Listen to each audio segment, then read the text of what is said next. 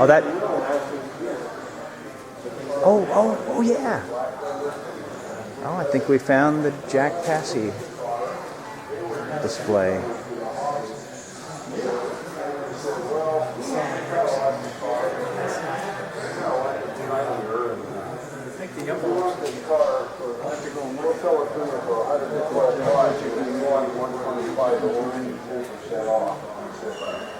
Well, gee, I really appreciate the offer, and I said, I'm very good at 12.5, it's 100 I got a problem with.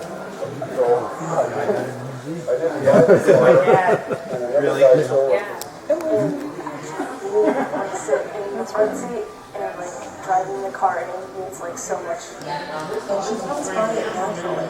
Our granddad was bitten by the car bug when he was just about Emily's age. A 1927 6 Mazda, a car his dad told him not to buy. Jack didn't listen. And I took the 40 bucks out of my pocket, bought my first car. From that point on, Jack's life.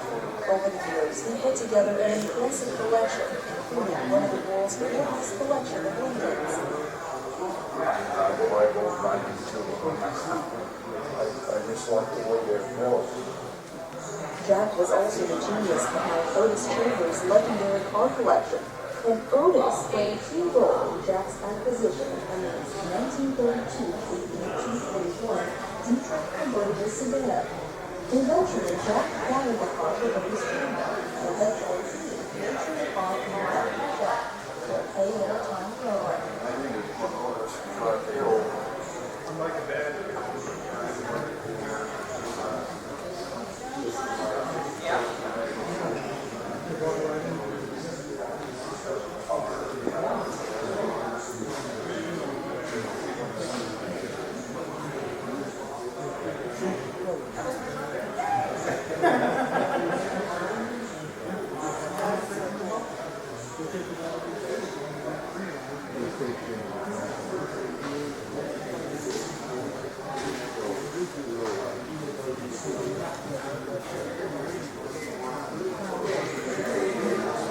You're fine. Go ahead.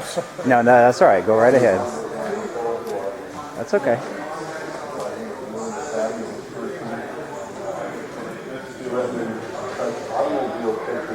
Who's this guy on the screen here? Who's that? Pictures out eventually.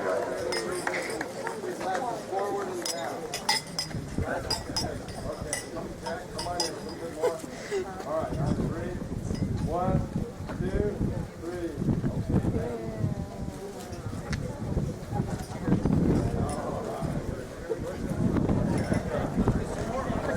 You have to go and run a race.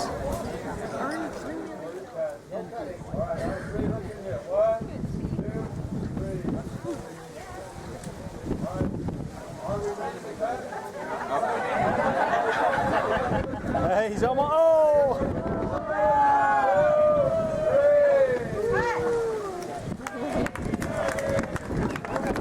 Never be able to tell. What I hear is Each of their car club gets a section. Oh,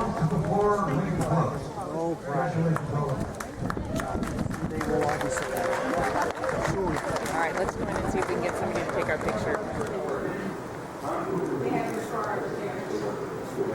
Drafting stuff for Ray Dietrich.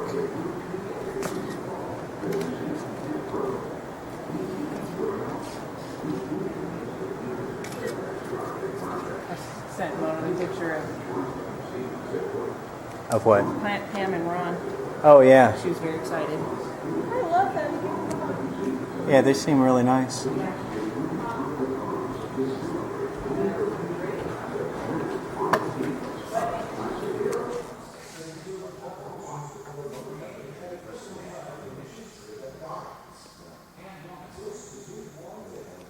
This is a 1932 Lincoln KB Dietrich convertible sedan, one of 20, and the KB Lincolns have always been one of my favorite cars. I've had a few of them, and I also have a 33 fuel cow, but this car was owned by a man in Ohio, and he sold the car to some friends of mine up in Stockton that started California Coolers.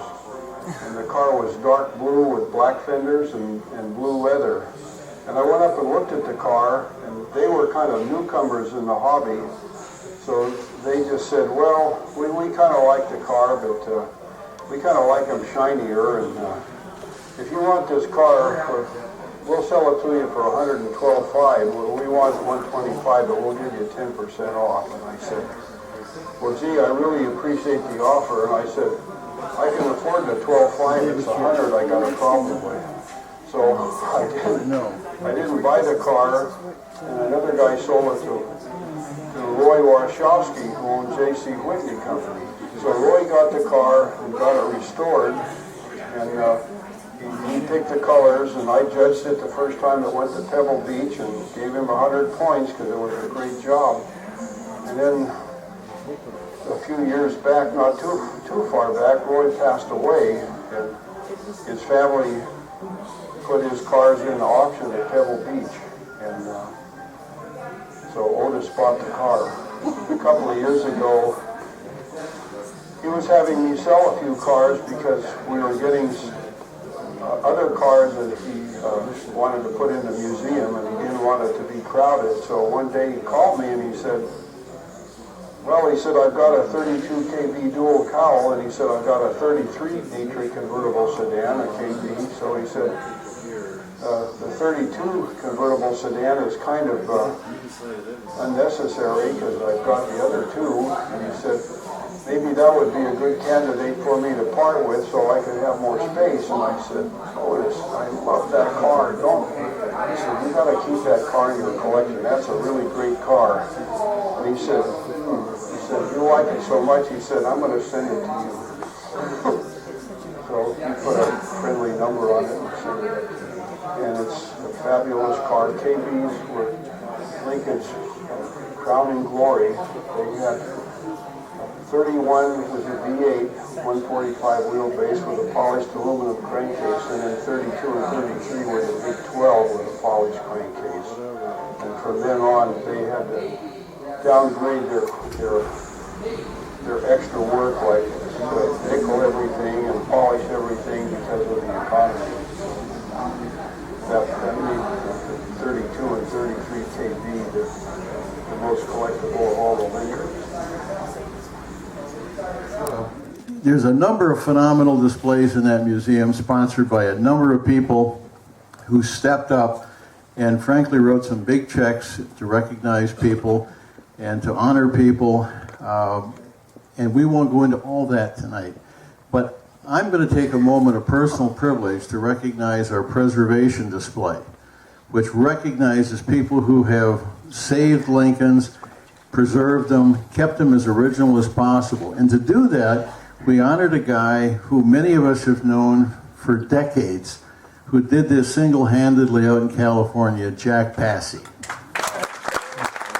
And tonight we have Jack's daughter is with us. She came all the way from Austin, Texas to be with us.